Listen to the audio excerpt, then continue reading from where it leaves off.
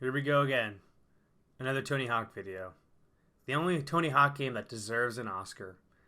Finally, after 4 games, we learned how to walk. Tony Hawk's Underground is the first Tony Hawk game with a story, and it was honestly done pretty well. You follow, well, yourself, going through an adventure to become a pro skater. You start as a nobody and you get yourself a local sponsorship, Stacy Peralta. But he doesn't want the same shtick he's seen all over New Jersey. He wants somewhere else. You make your way to Manhattan, clutching up the sponsorship, and eventually Stacy Peralta sends you on your way to Florida for the Tampa Am, where the true villain is revealed in the story. Your best friend, Eric Sparrow, who has been with you this entire time. You get to Tampa and are pulled over and are on the brink of being arrested because of a broken taillight, a bumper sticker, and a car that's not registered to you.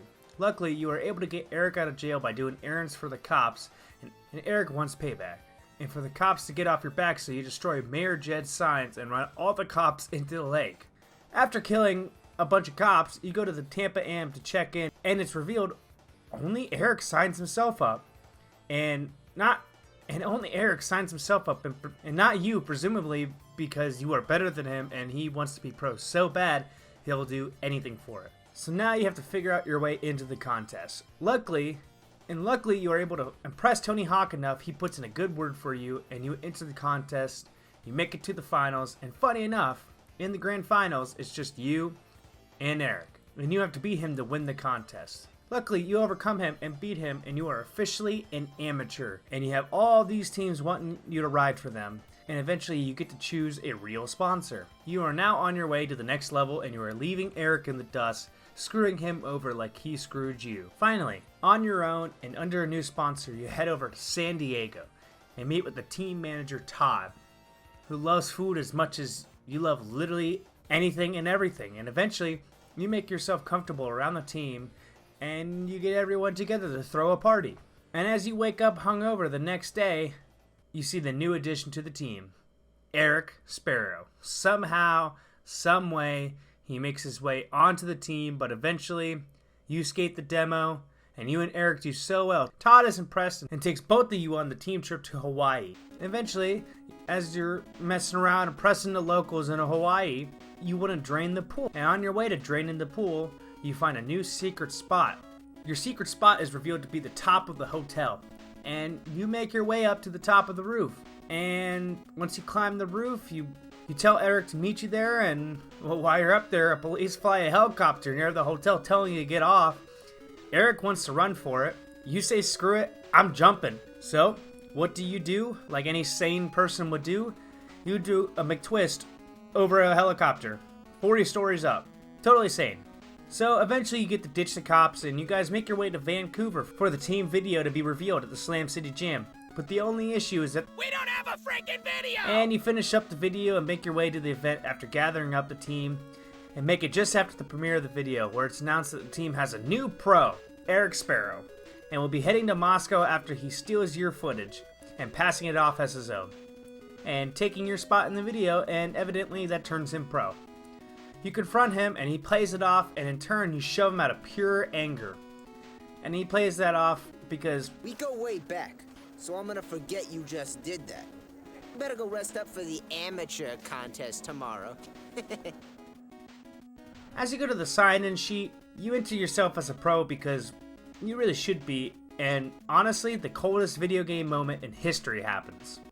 You're a pro? They entered you as an amateur. Someone made a mistake.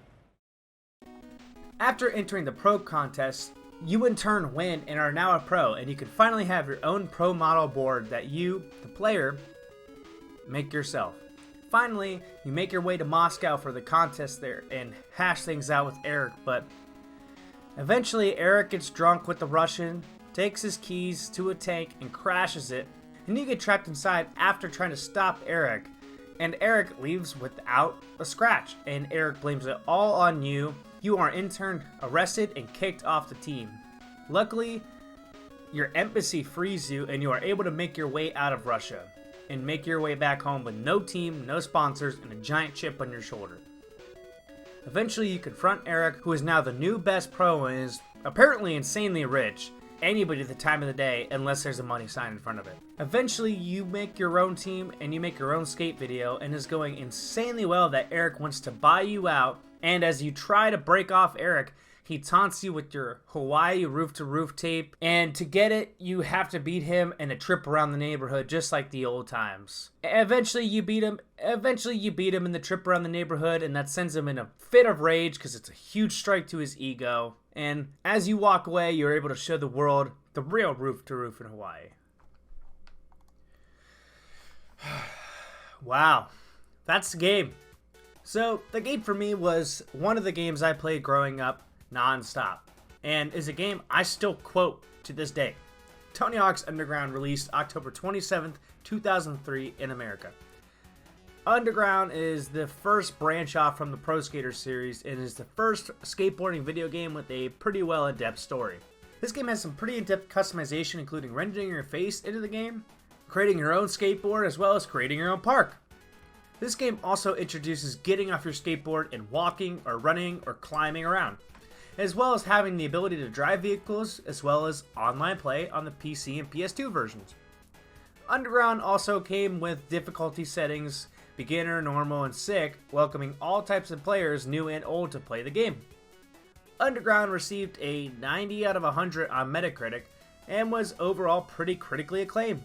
Underground won MTV's newest category, Best Video Game Soundtrack, in 2004, and as of December 2007, the PS2 version sold 2.11 million copies. So let's talk story. Yes, I know, I already recapped it in the intro, but let's talk about the story. The protagonist is you. The main guy is you. This is a story about you and the antagonist, your best friend. Your best friend is Eric Sparrow, and he turns on you the first chance he gets. Your best friend Eric Sparrow is the worst person alive, and the dude is pretty much just jealous of you and knows you're better than him, and he dropped you as soon as he can get a chance to shine. I mean, come on, this dude steals your footage and makes it his own. And he's pretty much a guy who tries to get whatever he wants, however he can. Funny enough, the guy who voices Eric Sparrow is the same guy from this Drake and Josh clip. My dad gave mine away. How come? Well, my family joined this cult, so I'm no longer allowed to enjoy video games. Or life. So, it's your lucky day. Well, there's like 40 games in here. You're just giving me these? Yeah. Well, I gotta go shave my head. This game deserves a freaking Oscar for the story it has.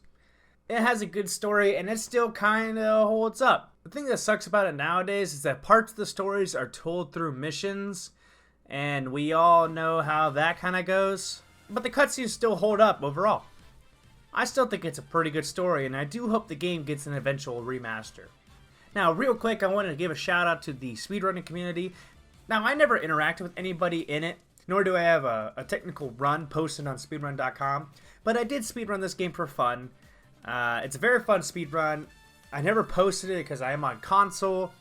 I wasn't sure if how I loaded into the game wasn't exactly correct, but everything else about the run was 100% correct. But most runs are done on PC, and it's faster on PC, and it wasn't really the best either, but it's a fun speed run, and I believe it's a game that still ran today. Tony Hawk's Underground is a game that is praised, but not as much as its predecessors.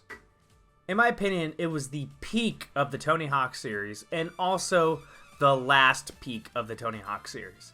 Let's look at the series after Underground. Underground 2, a good game, yes, but it had so much potential story-wise following up the original Underground, but Activision decided to go with the jackass popularity and kind of built it around that. American Wasteland, another good game, a unique story, no load times, supposedly, but overall, it just doesn't reach the same level that the story had, that the story that Underground had. It just doesn't do it for me. Project 8, a new branch off from the Tony Hawk series, and that's all I really have to say about it. It's very okay to me. Proving Ground. Now, this is the end of the Prime era, and my god, this game is just not good. That's it. It tries to build off Project 8, but just does so not good. Not good at all. Ride and Shred. Well, we all know where that conversation will go. Pro Skater 5, a catastrophe. And the remasters that eventually came out, great. Check my video out here. Underground brought a new, fluid feel to the game. Some of the best levels ever in the series are from this game. The coolest thing about this game is you can build your own park. Is it great? Kind of. Not really. Is it cool? Absolutely. And they give you hella sample levels as well. Some of my favorite regular levels in this game are Tampa, San Diego, and Hawaii. There's 8 levels and a secret level unlocked after beating the game. That level, hotter than hell. What is that? A level of a Kiss concert. Dear God, I do not know why a level was designed around Kiss.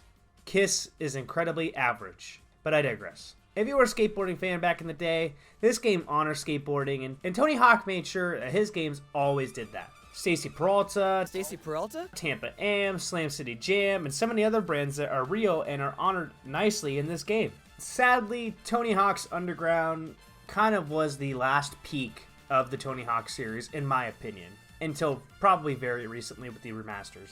Tony Hawk's Underground 2 is known for the best trick system, it has some good levels, doesn't have that great of a story, it's still fun, but after Underground 2, the series really starts to die off for me. The Tony Hawk series after Underground had so much potential, and I feel like it was kind of just ruined and plagued by Activision, and pretty much suffered from being its own self, which sucks, but we have other amazing skateboarding video games out nowadays, and we get to use those and honor those, and we get to play those, and those are great games.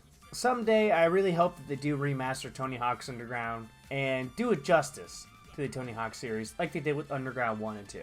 And that's it. Tony Hawk's Underground is one of the best Tony Hawk games and was the peak of the Tony Hawk series in the Prime era. And one of my favorite games of all time, and is an incredible speed run. And if you liked the video, please like, comment, and subscribe. And I'm going to try my best to follow up the series a lot quicker than I did originally. I initially wanted to do Disney Extreme Skate Adventure before I did Underground, but I think that's going to be a whole separate video for a whole separate time. I kind of want to tackle the entire Tony Hawk series, but I also want to branch out and do other series. I don't want this to be a Tony Hawk only channel. So thanks for watching, and I hope to see you guys in the next video.